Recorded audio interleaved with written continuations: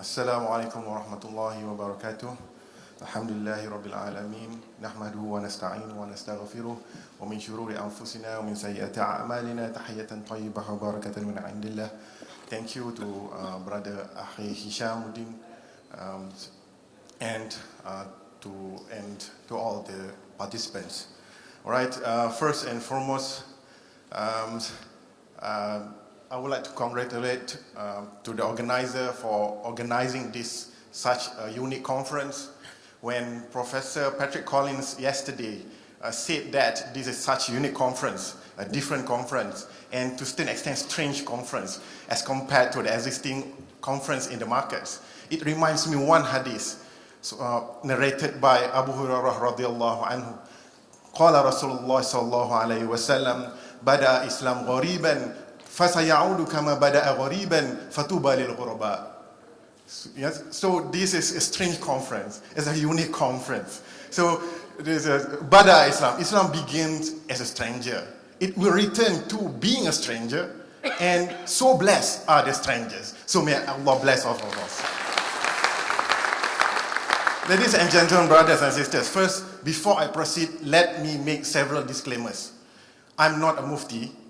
I'm not a sheikh, I'm not an imam. So I will not issue any fatwa today. I will not any declarations of haram or halal.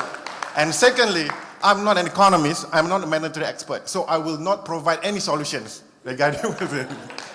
But I'm just a student of Shariah, a researcher, still learning, and I will try to share with you my initial findings about the characteristic of money from Shariah. Ladies and gentlemen, brothers and sisters, this is the journey of my presentations. Okay, I will try to skip because the journey is hours to finish the journey. So I will try to skip and try to emphasize. So this presentation, I will take this opportunity to highlight certain unresolved issues pertaining to money. All right, particularly the money that we have today. So this is introductions. I have to admit that from my research is that the classical legal scholars do not develop a concise theory of money from fiqh perspective. All right? Particularly in terms of fiat money and bank credit money or fractional reserve banking. You cannot find, I couldn't find any books or any scholars who developed concise theory on money. So this is the scarcity of literature, and this we need to develop, all right? So, all right, this is the discourse on money by Muslim jurists. Okay, the phase one, the scholars were exposed to gold and silver as the main form of money, okay? And the phase two, scholars were increasingly faced with problems associated with extensive use of copper-based money. So it's triggered the problems when they start to use copper-based money known as fulus. All right? So this is, we can say that this is a conventional money. We can make an analogy, this is fiat money. All right? And phase three, scholars will face problems associated with the use of fiat money. This is very problematic. So I will try to enlighten several issues or points on this aspect. Okay, let's have a look at fiat money. What is the problem with fiat money? I just want to quote one from Dyer, his article about the almighty dollar. Not the Bruce Almighty or whatever, but this is the almighty dollar. We say that by going off the gold standard, the US has obliged the world's US balance of payment deficit by using their surplus dollars to buy US Treasury bonds and maintain large amounts of dollar reserve whose total amount rapidly goes beyond America's intention to pay. So it creates so many problems as what has been explained earlier, yesterday and today. All right? So the first thing before I mention or specify what are the characteristics of Sharia money. So what is money? Okay, I try to find the discourse, to find the opinion, the views of the fuqaha. And I took one scholar, this is Ibn Taymiyyah in Majmu' al-Fatawa. Okay, money and coins are not meant for themselves, but they are meant to be used for acquiring goods. So in other words, as a medium of exchange. Imam Al-Ghazali in his book, Ihya Ulumuddin, to use money for the purpose not intended for its creation is vicious. And not a fuqaha, but this is economist, just Professor Muhammad Manzoor Ali. He said that money as a medium of exchange. So in other words, money is not a commodity. Money is just a medium of exchange to measure a value. So this is the principles of money.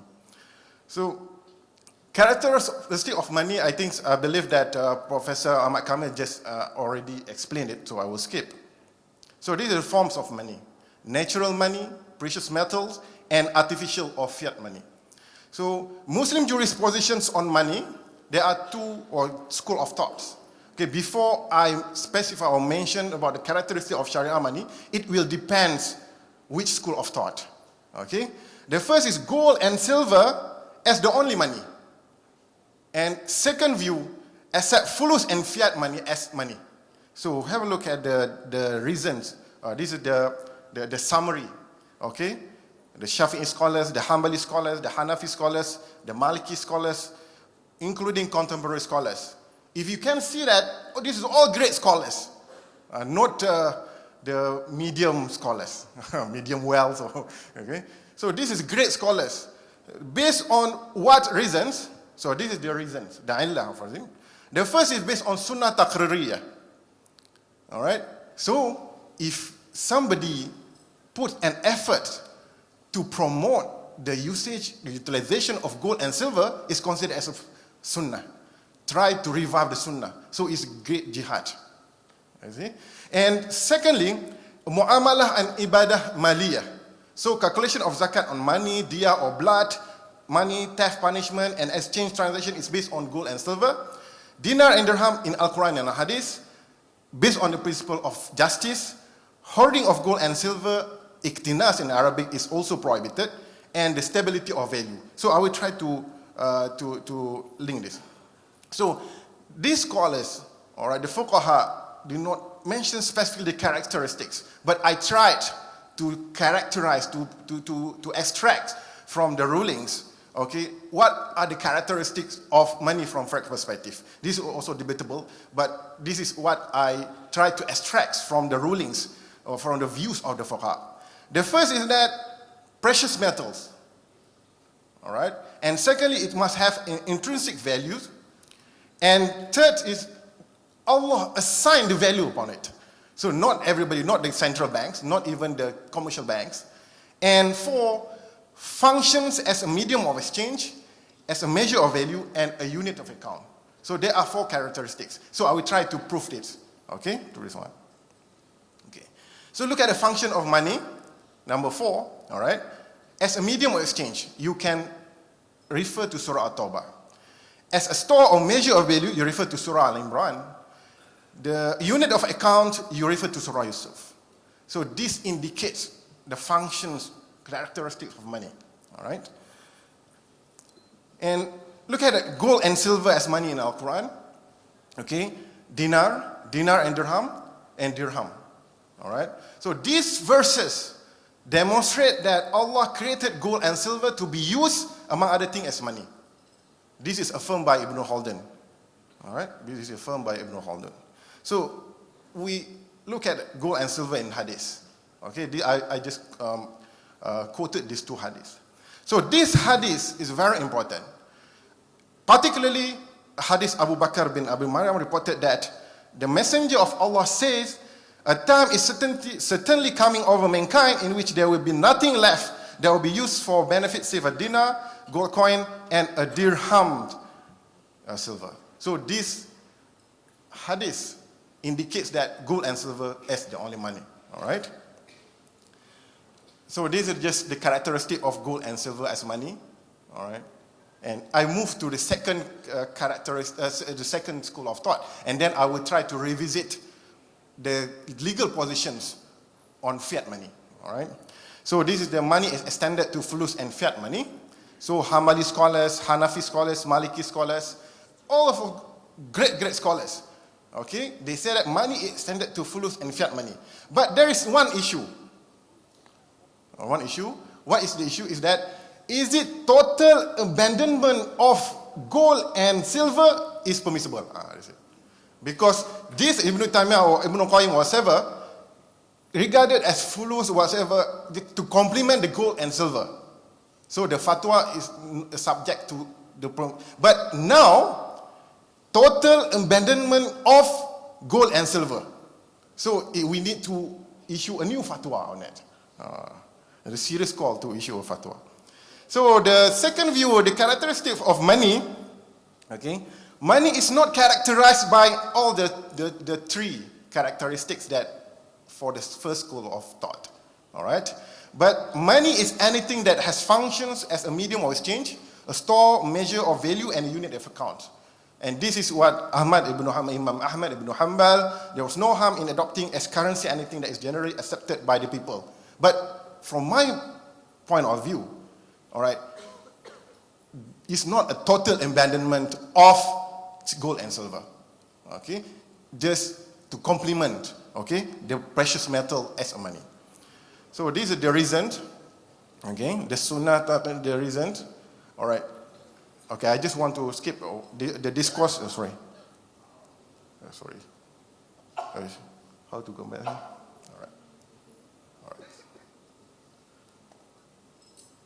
All right. The unresolved issues, okay, modern money, the fiat money, and the bank credit money. The first issue is that, what is the basis for using fiat money? What theory? All right. Secondly, the bank credit money. All right. And the main issue regarding with the bank credit money is the regulation regarding fractional reserve requirement and the credit that the bank created.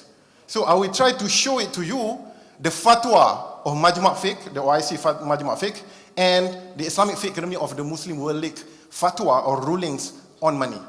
All right. And I will try to analyze the fatwa. All right.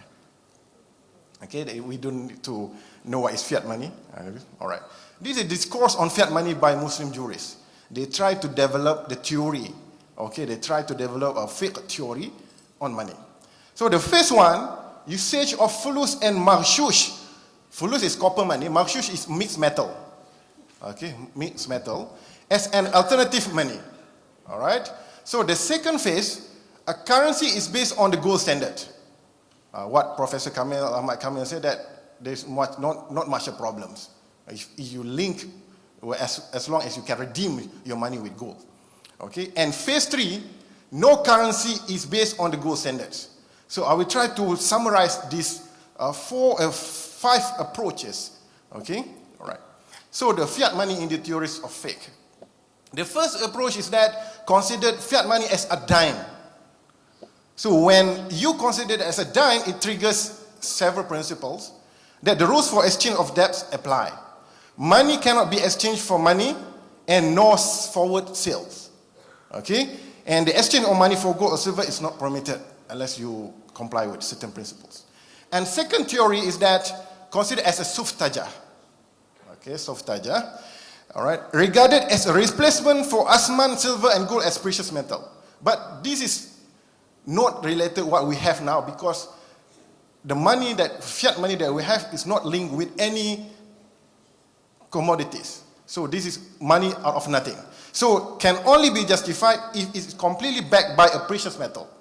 So this theory also is will not be applied. It's not applicable. Okay, and third theory is considered as al-fulus. Just to make an analogy with al-fulus, with copper-based money. The same legal position as money. Social control cannot guarantee. So the problem is that social control cannot guarantee the exchange value of paper money. So this theory also has a problem. And another theory is just considered as a simple good. Just consider as a simple good as any other goods. But this is serious danger. If you consider that money is just simple good, the ribawi principles will not be applied. So it will create more implications. But the fatwa by Majma' Fiqh and the fatwa by the Muslim World League, personally, from when I read the fatwa, based on the 4 principles, based on al-thaman, all right? Different currencies as well as gold, silver, and fulus are regarded as different types of currency. Strong danger of gharar, but this problem is strong danger of gharar. So I will try to have a look at this theory asaman. Okay, fatwa on fiat money. So have a look at the third conference on Islamic Fiqh Academy, which held in Amman, Jordan, on 16 October 1986, whether it resolved our issues. Fiat money is a currency that stands with its own value. Okay? So, I do not know which values. Who assigned the values? Whether this refers to intrinsic values or extrinsic values. And the bigger issue is that who assigned these values. All right? And its rule is similar with the rule of gold and silver. This is As-Saman. They do not mention that this is the theory of it from As-Saman, but when I try to analyze it, it's considered as the theory from As-Saman. That is treated as one of zakatable as well as ribawi items. The new English word is zakatable. Okay. Ribawi. Okay. Salamable item. This also. All right. So this is fatwa on fiat money by Majma' Fiqh OIC. So a very brief. Even you can question, okay, so many issues in this fatwa. So we need a good quality of fatwa. Okay, I try to refer another is better than this fatwa. Okay, fatwa on fiat money, resolution of the Islamic Fiqh Academy of the Muslim World League in 1985, resolution number 6 regarding paper currency. Okay, first, paper currency has become the medium of exchange for today's goods. It has replaced gold and silver in today's financial transaction, and it is the standard by which goods are valued. So you say that this paper money is a measure of value. All right. And fiat money, the title is regarding paper currency, but the ruling said fiat money. Fiat money is used to store value. Okay. So we can have whether our fiat money is a good store of value, because the value depreciating from time to time. Okay? And though it lacks intrinsic value, this one is very interesting, because they admit that fiat money has no intrinsic value. So if we refer the characteristic of the first school of thought, so it fails to fulfill the requirement of intrinsic value. All right, but they choose the second views. Okay, and the people's confidence in it. So the people confident, because there is no intrinsic value. It based on the people's confidence is gharar. I believe. Maybe you can challenge, but this is my view. All right, and their regard for it as the medium of exchange has bestowed the quality of being counter value for any exchange upon it. All right, and finally, paper currency is an independent form of money, and the rules for gold and silver money apply to it, because they consider it as a money currency based on the hadith of gold for gold, silver for silver. So the ribawi principles, okay, rules for gold and silver money apply to it. Therefore, it's compulsory to pay zakah on it. So I believe that this fatwa also needs further clarifications, because this fatwa do not discuss the actual implementation, the actual forms of money that we have today. So let me try to highlight some of the issues. All right, these are the reasons, the Allah, based on the qiyas, istihsan, uruf, al-masalih, al-mursalah, and sad al-zara'i. Okay, so they use all the fiqh, the usul fiqh, okay, to derive these justifications, the Majma' Fiqh, and also the Muslim World League Islamic Fiqh Academy. Okay, all right. The issue. Okay, there are about 8 issues I want to highlight today, and I want to include one of the resolution if if the participant agree that there's a serious need to revisit, to review the fatwa on money. Thank you very much. So I try to highlight these 8 issues, at least, why we need to revisit. All right, we need to review the fatwa. I cannot say that the fatwa is wrong, but the fatwa has to be reviewed. Because when you make a wrong fatwa, the mujtahid say that if you make wrong fatwa, you get 1. If you make a correct fatwa, you get 2. So this is justification. So no need to worry when you show ijtihad or whatever. But this is, you need to review and to revisit the fatwa. The first issue on intrinsic value. This is a serious issue. Okay, what Professor Kamel and even Sheikh Imran in his book Gold and Dinar clearly mentioned about this intrinsic value. Fiat money has no intrinsic value. Fiat money do not carry any intrinsic value, but by at large, money has nominal value, owing to the fact that a sovereign state has declared it legal tender. Okay, supplanting money that is universally regarded as having intrinsic value. So who assigned this value? By legal tender. Okay, through law. So questions, issues, all right? And the principle of nominalism being a legal tender at the time of payment money involve an obligation to pay for material goods regardless of its intrinsic value. It's sometimes something strange, isn't it? Because the counter value is different with the values. And fiat money is created by the government at no cost apart from that of materials. Okay, part of that materials. So the first issue. I move to the next issue. All right. So the next issue on the authority to create money. Okay, if you visit banks or you look at the first school of thought, the first view, that the characteristic of Shariah money is that Allah assigned the value, okay, to the money. So the gold and silver as the money. Okay, but here, the money creating functions of the private banks are subjected to government regulation. Fiat money has resulted in the regulation of what power of money making to the banking system. Okay, so the government delegates the power to the commercial banks to make money.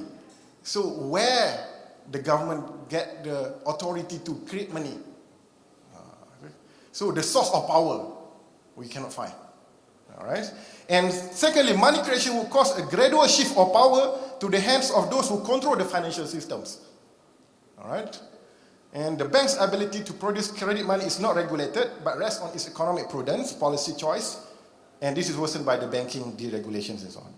And such a wide and arbitrary power is against the principle of trust or accountability and under the Shariah. All right. So this issue on the authority to create money is also an issue. I move to the third issue. I hope that I can finish early so we can discuss and we can have discussions. Even though I may not able to answer everything, but I will try to give a reflections on the questions. All right. So issue on medium of exchange. This third issue. Imam Malik, all right, in his book Muwatta, any merchandise commonly accepted as a medium of exchange. But he specified what is meant by this. Money has to be merchandise, but fiat money is only for the value of the paper itself. Okay, not for what is written on it. That's the problem. Money must be something tangible, and secondly, money must be commonly accepted. But what we have now is accepted by force, without free wills, because the legal provisions, okay, force you to accept that as money. That's why when Kelantan want to issue dinar and dirham, they issue of currency, because under the Malaysian currency Ringgit X, nobody can issue the money except Central Bank of Malaysia. All right. Section 2 of the Malaysian currency Ringgit X 1975. The fraudulent nature of the offer. So the issue is the fraudulent nature of the offer, obliged to accept something above its value. Okay, so above its value. See, it's another issue. All right. Issue on a store of value. Okay, a store of value. Gold and silver is a good store of value. We cannot question it. Almost ijma ulama, gold and silver is money. Okay, so we don't have to discuss about gold and silver. But what about the characteristics of fiat money in terms of store of value? Fiat money is no longer backed by gold, hence it's not considered to be appropriate store of value. In contemporary financial system, money is not a good store of value since its value generally depreciates over time. Namely, its purchasing power erodes due to monetary inflations. Okay, not the real inflation, but this is inflation caused by monetary inflations. Okay, so it's not good a store of value. We move to issue on stability of value. All right, this is value issue. All right. Is the fiat money system inherently stable? Okay. From my readings, from my research, is that I've divided into two views, okay, of scholars. The first view is that they really criticize gold and dinar, and they try to prove that gold and dinar is not stable. All right, and they have tried, and it's a good attempt. Okay, it's a good attempt. But if you read, okay, I will try to read research by this what you call Jastrow, 1977 and 1982. He provided a 400 years data about the price is stable when you link with gold. You see?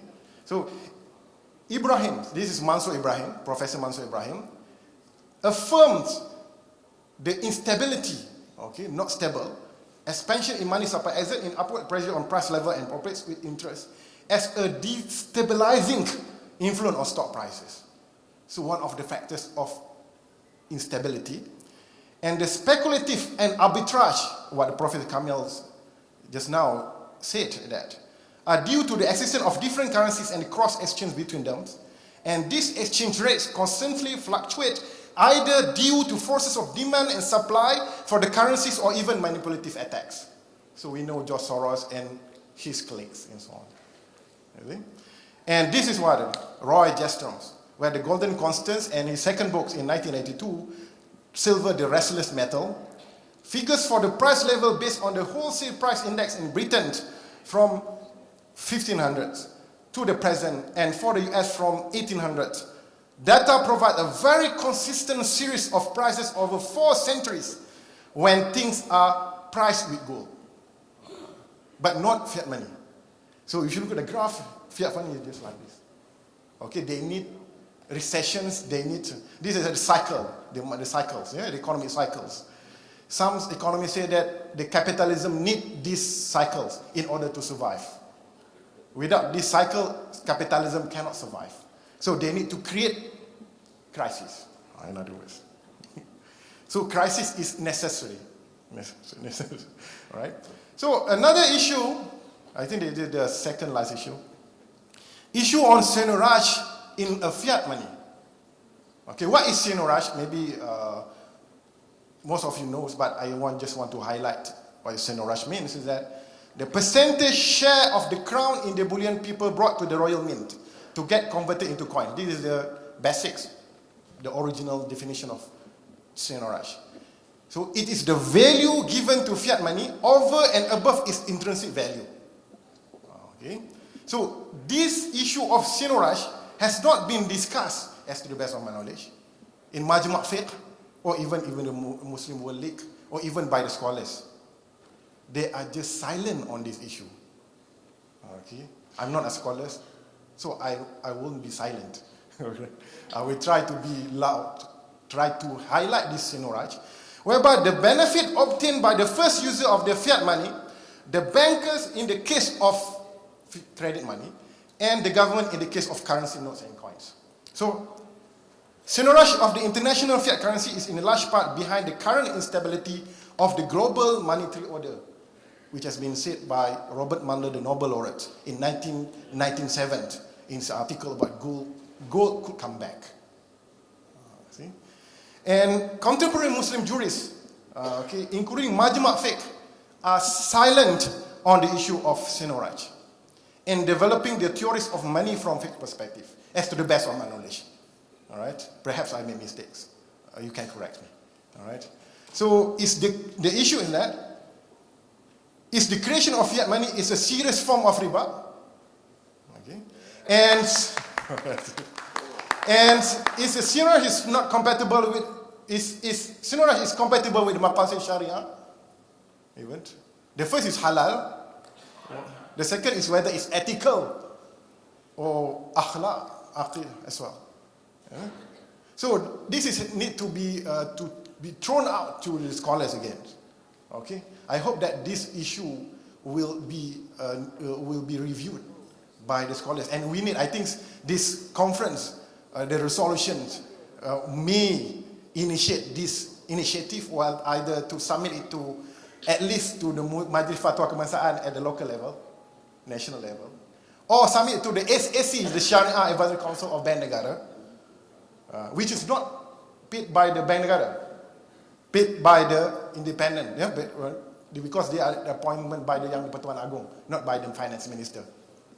All right? Or submit this to Majma' Fiqh, or IC Majma' Fiqh, or Muslim World League, or any kind of fatwa bodies, to review the legal position on the issue of Sinoraj. All right? And issue on ownership. All right? 10 minutes, all right. Oh, I have ample time, 10 minutes. Issue on ownership. In order to make it lawful for you to own some things, you need to put an effort, unless you inherit from your father, or your gift or something. But this is a medium of sin. Uqud al-mu'awadat. Okay? So every transfer of asset, except gift, inheritance, or likewise, must be compensated for. So most money in the present monetary system is created by privately owned commercial banks, through the credit bank credit money, by means of the FRB, fractional reserve banking. So FRB creates ownerships out of nothing, without putting an effort. Just get a license. That is the effort to get the license. So the measure of value by force, by legal tender law. Interestingly, if you read section 2B, section 2, subsection B of the article of the IMF, under chapter 4, okay, under the article of the agreement of the IMF, okay, nobody can issue gold anymore. It will contravene the IMF article of agreements. So look at who are the signatories of IMF. Almost all 57 OIC countries, signatories of the IMF. So we cannot issue gold. This is one first. And secondly, the national law, including Malaysia, as I said, the Malaysian Currency Ringgit Act 1975 also do not provide an option for you to choose other than a ringgit, the so-called fiat money Malay version, or not Malaysian versions. All right. So the established legal tender laws force people to accept the modern monetary system when disputes are adjudicated in the courts, and force people to accept over its value. That is the most important. Okay, over its value. So, in conclusion thereof, there are at least 8 issues need to be analyzed, need to be revisited again by the scholars to issue another rulings on money, particularly fiat money and fractional reserve banking systems that we have in the markets now. So in conclusions, so this is my conclusions. Sorry. All right, sorry. Can anybody help me? The conclusion is very much important. It's important than the contents as well. All right, sorry. All right, thank you very much for your assistance. These are not my conclusions.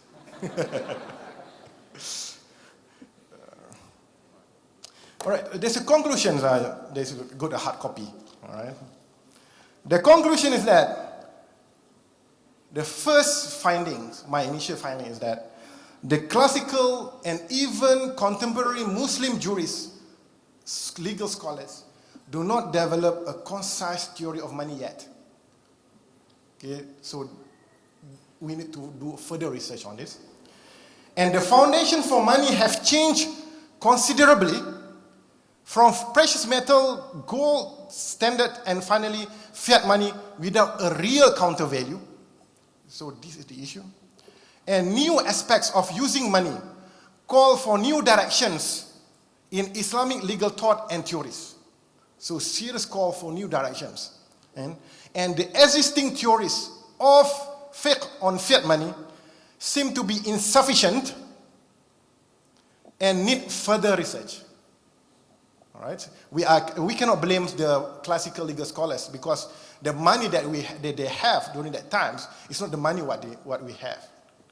All right? So they just address the issue only to that period. So we are the Muslims, or the scholars, contemporarily need to address this issue. And